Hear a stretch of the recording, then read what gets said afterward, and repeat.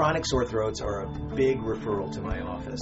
Most of the time, the vast majority of the time, sore throats are a benign problem, either caused by a virus or a bacteria, or even sometimes by a fungus. But if a sore throat persists for more than a few weeks, then you start worrying about things that are more serious, either a much more serious infection or, God forbid, a tumor.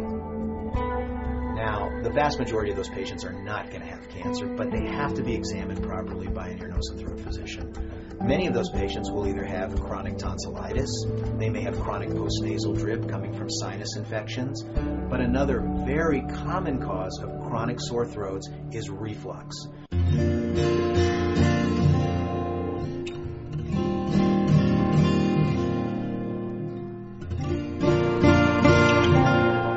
Reflux that comes into the throat is extremely common. What is not known by many patients and even some doctors is that 90% of those patients will not complain of heartburn. So you ask the patient, do you have heartburn? And they say no. It doesn't mean they don't have reflux coming into their throat. Unaddressed reflux can lead to not only esophageal cancer, but throat cancer. In fact, I had a patient just present in the last year or so, never smoked a day in his life, never consumed much alcohol, was not a chewing tobacco patient, and he complained of some hoarseness and a mild sore throat. I took a look inside of his throat, and he had a growth in his voice box, and it turned out to be an early cancer.